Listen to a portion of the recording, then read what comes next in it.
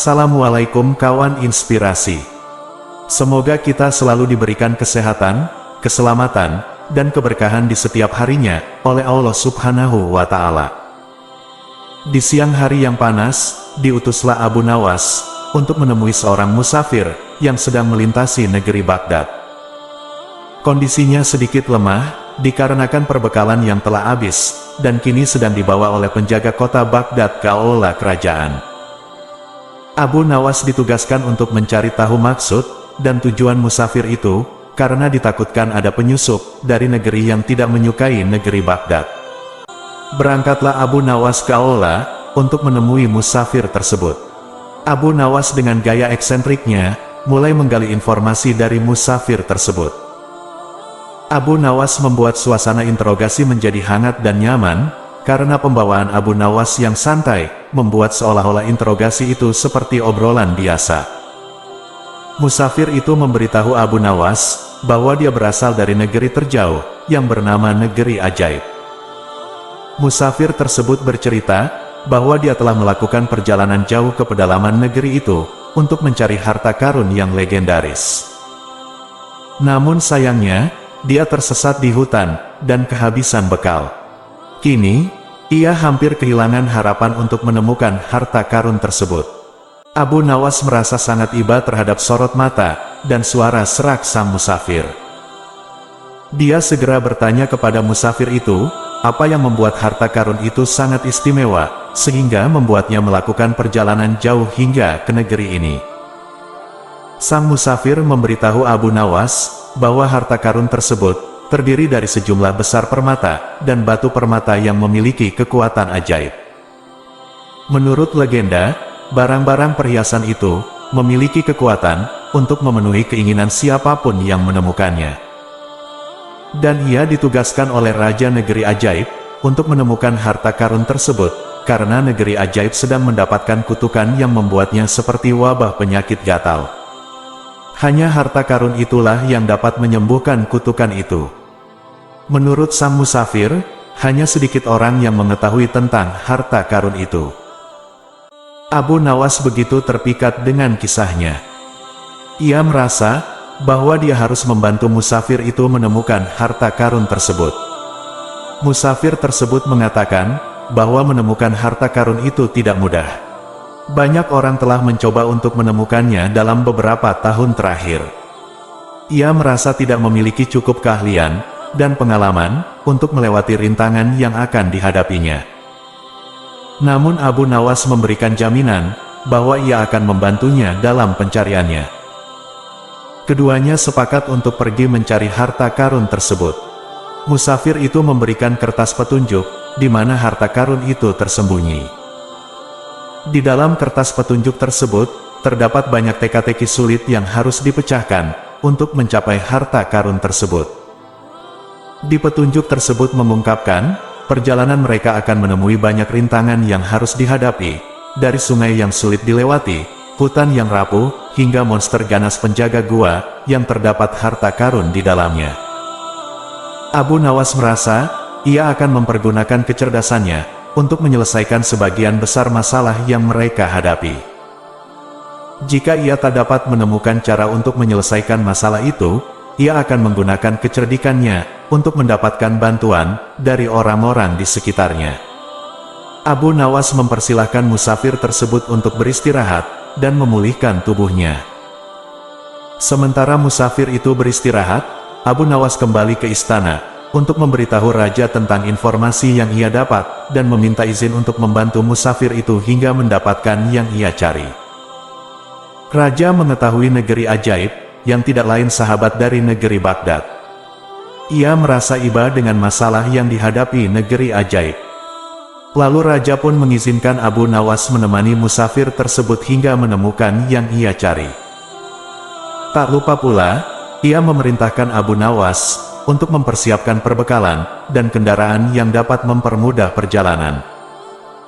Keesokan harinya, mereka memulai pencarian dengan menggunakan petunjuk harta karun yang telah dimiliki musafir tersebut. Di tengah perjalanan, sampailah mereka di sebuah sungai yang sangat susah untuk dilewati, sesuai petunjuk yang terdapat di peta. Sungai itu terlihat sangat deras, dan kedalaman airnya mengkhawatirkan. Abu Nawas dan musafir itu memandang sungai itu dengan cemas, dan mereka tahu bahwa mereka tidak bisa menyeberanginya dengan mudah. Setelah mencoba mencari jalan yang lebih mudah, mereka menyadari bahwa tidak ada jalan yang lebih aman.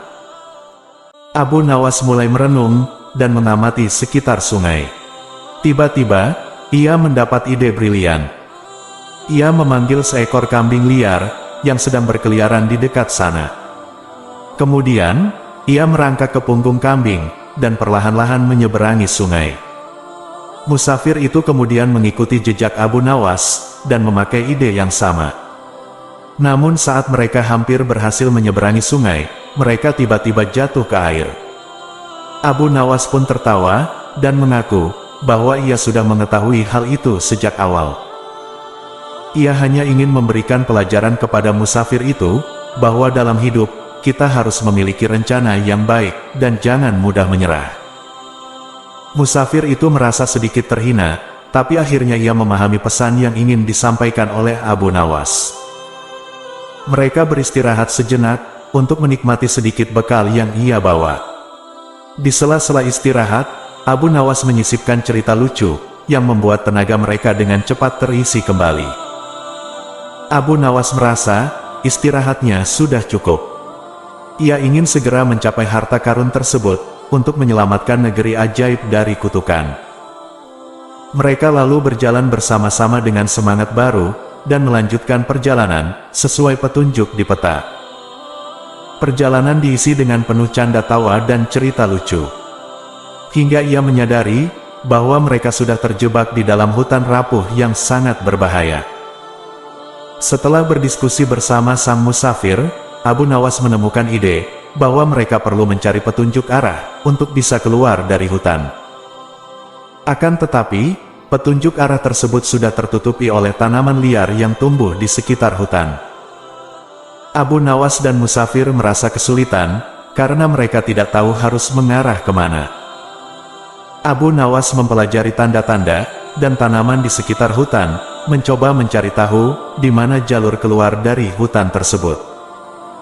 Namun, mereka tidak bisa mendapat petunjuk arah, karena semua petunjuk telah tertutupi oleh tumbuhan liar yang tumbuh di sekitar mereka. Dalam keputusasaan, mereka duduk dan merenungkan dengan cemas. Namun, Abu Nawas tidak ingin menyerah begitu saja. Ia memutuskan untuk memeriksa tumbuhan yang selalu tumbuh di sisi timur hutan, karena ia tahu, bila sisi utara memiliki tumbuhan yang lebih berbeda, karena letaknya selalu disinai matahari. Abu Nawas dan musafir itu mengikuti arah tumbuhan, dan semakin melaju ke arah timur. Di tengah perjalanan, Abu Nawas bertemu dengan sebuah pohon besar. Dia berkata kepada musafir, kita bisa memanjat pohon tersebut, agar dapat melihat jalur keluar dari sisi atas. Musafir itu setuju. Setelah mencapai puncak, Abu Nawas melihat dengan jelas, sejauh mana jalan keluar. Dia memberitahukan ke musafir itu. Pohon itu sangat membantu mereka, untuk keluar dari hutan rapuh itu. Mereka mengikuti arah yang telah dilihat dari atas pohon besar. Memang tidak mudah mencapai sisi luar hutan rapuh, karena dilihat dari medan yang ia tempuh, terdapat jalur-jalur yang sangat sulit dan terjal. Namun dengan tekad yang kuat, mereka tetap berjalan, dan menaklukkan segala rintangan yang dihadapi. Tanpa terasa, beberapa langkah lagi, perjalanan mereka sudah berada di ujung hutan rapuh. Abu Nawas dan sang musafir, semakin mempercepat jalan mereka, ingin cepat-cepat keluar dari hutan tersebut. Sesampainya ia di luar hutan rapuh, mereka merasa lega, dan sedikit merayakan keberhasilan mereka, dengan menari-nari, tanda mereka berhasil menaklukkan hutan rapuh. Ternyata, petunjuk arah selalu ada, asalkan kita teliti mencarinya, ujar Abu Nawas sambil tersenyum ke musafir tersebut. Kemudian, musafir tersebut pun berterima kasih atas pertolongan Abu Nawas, dan berjanji akan mengenang kebaikan Abu Nawas seumur hidupnya. Abu Nawas mengingatkan kembali kepada musafir, bahwa perjalanan mereka masih panjang, dan pasti banyak lagi rintangan yang harus dihadapi. Sesuai petunjuk, jalur hutan rapuh adalah rintangan terakhir. Berikutnya mereka akan memasuki gurun pasir yang tandus, dan mencari letak gua harta karun yang tersembunyi. Kali ini, Abu Nawas merasa sedikit khawatir, sekaligus bersemangat, ketika menyadari bahwa mereka harus menempuh jalur yang sangat berat, menuju tempat tersebut. Namun, ia tidak ingin menunjukkan rasa khawatir pada sang musafir, dan mengklaim bahwa ia siap untuk menghadapi semuanya. Di siang hari yang sangat terik, Abu Nawas dan sang musafir mulai memasuki area gurun pasir. Di perjalanan, mereka disambut dengan angin kencang, serta pasir-pasir yang terbang yang sangat perih saat mengenai kulit mereka. Abu Nawas menjadi kewalahan, dan merasa sangat tertekan oleh hawa panas tersebut. Karena mereka tidak mengetahui jalan yang harus ditempuh, Abu Nawas dan sang musafir menempuh strategi untuk mengikuti orang-orang yang pernah melewati jalan tersebut sebelumnya. Setelah berjalan beberapa kilometer, mereka menemukan sejumlah puing bangunan, dan petunjuk arah di sisi bagian bangunan itu. Abu Nawas merasa lega, karena akhirnya mereka menemukan jalan yang benar menuju harta karun tersembunyi tersebut. Mereka memutuskan untuk beristirahat sejenak di bangunan tersebut, sekaligus berteduh sejenak, untuk mendinginkan kulit mereka, yang terkena pasir panas, di sepanjang perjalanan tadi. Setelah mereka merasa siap, mereka melanjutkan perjalanannya. Namun, perjalanan mereka tidak berjalan mulus. Terik matahari yang menembus tubuh mereka, membuat Abu Nawas dan sang musafir merasa payah, dan kelelahan. Mereka meneruskan perjalanan mereka, di tengah suhu udara yang semakin meningkat, dan pasir-pasir yang bergerak di sekitarnya. Setelah berjalan beberapa jam, mereka menemukan hamparan gurun pasir yang sangat tandus dan membuat Abu Nawas dan sang musafir kehabisan air. Mereka mencoba mencari tempat berteduh, tetapi gurun pasir tersebut sangat gersang, dan tak ada tempat berteduh yang memungkinkan untuk mereka singgahi. Abu Nawas dan sang musafir berjalan terus selama beberapa waktu, hingga benar-benar kehausan. Mereka akhirnya menemukan sebuah mata air yang kecil, tetapi sungguh berarti bagi mereka, yang sangat membutuhkan air minum. Abu Nawas dan sang musafir bersyukur, dan mencoba untuk mengambil sebanyak-banyaknya air, untuk membantu kehidupan mereka di gurun pasir yang berbahaya tersebut. Di tengah perjalanan mereka, Abu Nawas dan sang musafir juga menemukan beberapa binatang liar yang hidup di gurun pasir tersebut. Kekuatan dan kecerdikan Abu Nawas dibutuhkan untuk menaklukkan beberapa binatang tersebut, terutama saat mereka berhadapan dengan ular besar dan kijang liar yang sangat lihai berlari. Panas di gurun pasir tersebut semakin ekstrim. Mereka semakin merasa tidak sanggup untuk melanjutkan perjalanan, dan berniat beristirahat sejenak, dengan membangun tenda kecil yang ia buat dari jubah mereka. Di tengah peristirahatannya, Abu Nawas dan musafir itu, tiba-tiba melihat sesuatu yang sangat mengherankan. Di kejauhan, mereka melihat sebuah danau kecil, yang terdapat air segar di dalamnya.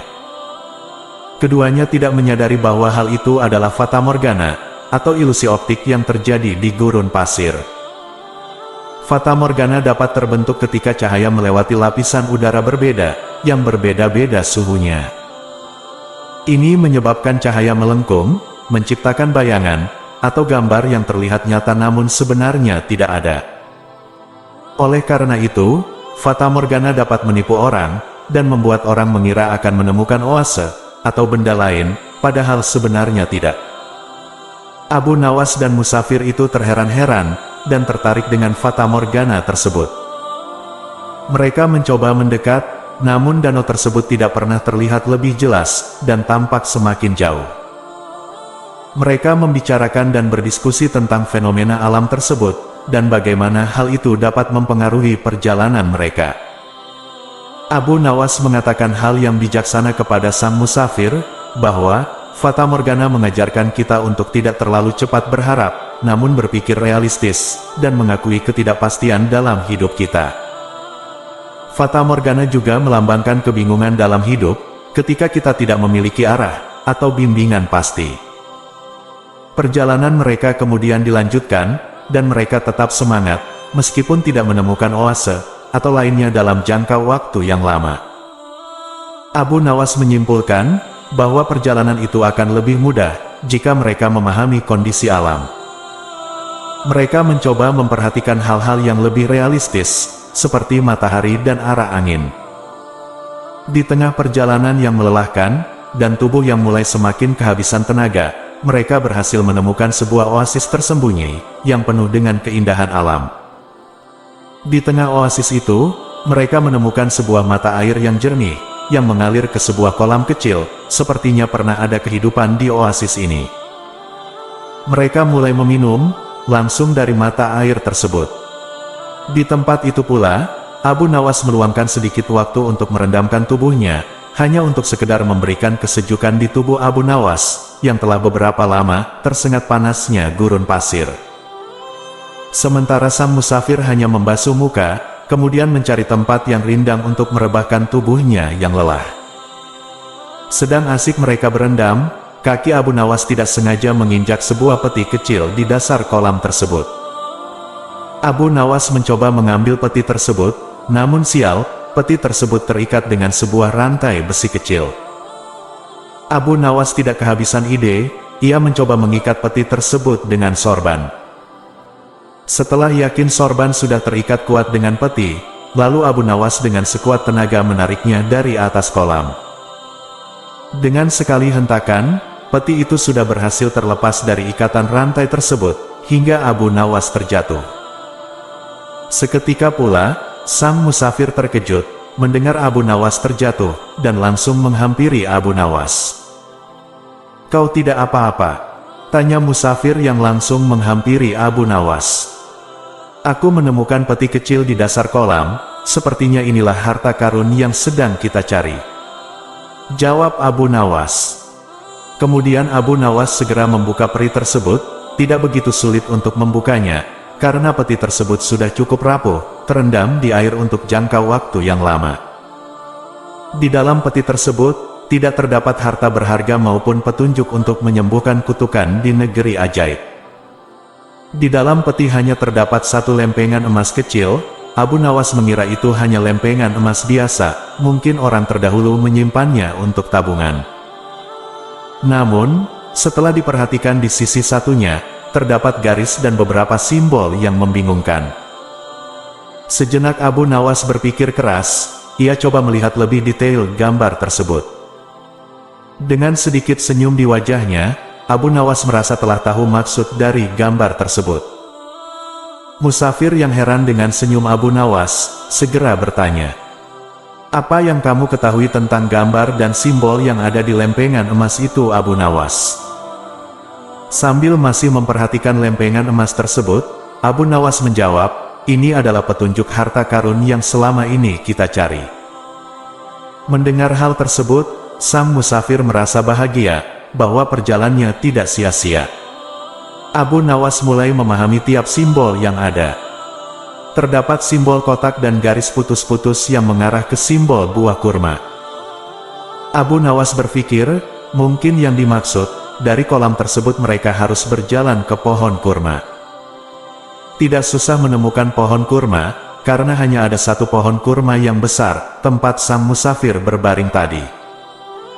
Mereka langsung menuju pohon tersebut, kemudian melihat petunjuk selanjutnya.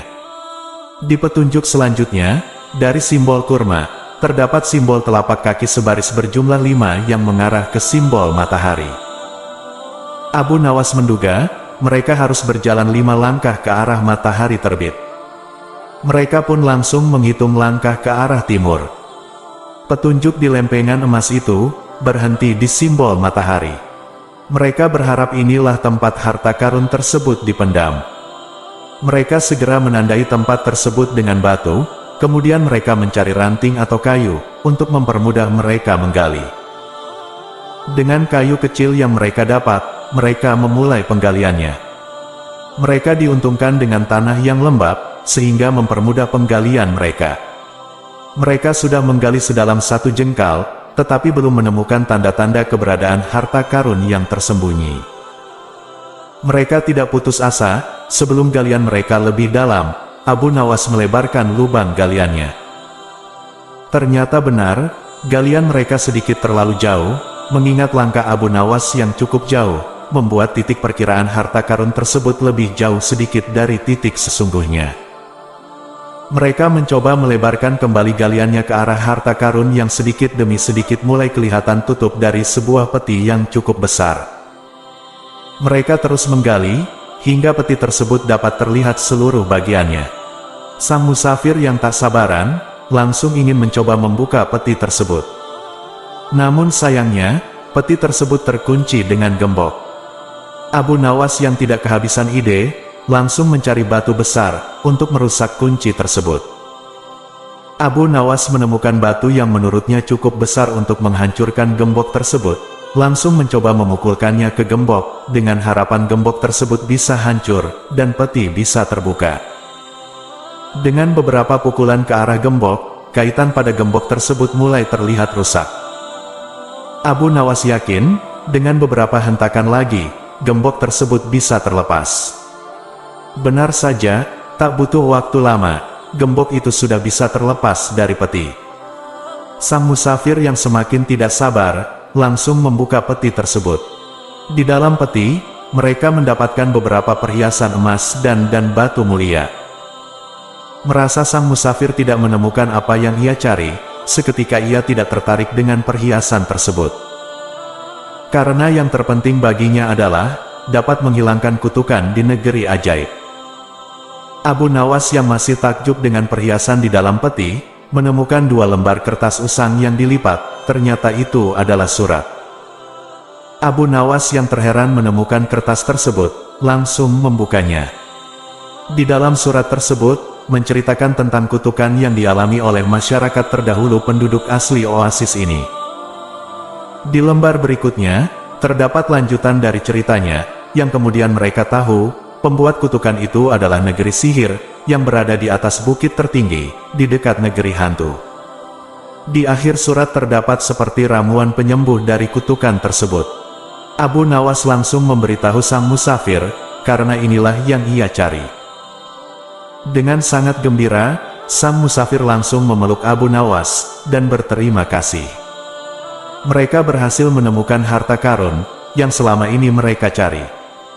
Musafir itu sangat bersyukur kepada Abu Nawas dan berkata, "Kau adalah sahabat sejati, dan berkat kecerdasan dan kebijaksanaanmu, kita bisa menemukan harta karun ini." Abu Nawas hanya tersenyum dan berkata, "Kebijaksanaan tidak selalu berarti memiliki pengetahuan, tetapi juga kemampuan untuk menggunakan pengetahuan itu dengan baik." Musafir itu mengangguk setuju. Mereka pun kembali ke kota ajaib, tempat sang musafir itu berasal. Tidak lupa pula, mereka meninggalkan oasis tersebut dengan membawa harta karun yang mereka temukan. Apakah mereka berhasil menyembuhkan kota ajaib dari kutukan itu? Nantikan kelanjutan dari kisah Abu Nawas ini, di bagian berikutnya. Mohon maaf jika ada salah-salah kata, sampai jumpa di bagian berikutnya, kelanjutan dari kisah ini. Akhirul kalam. Wassalamualaikum warahmatullahi wabarakatuh.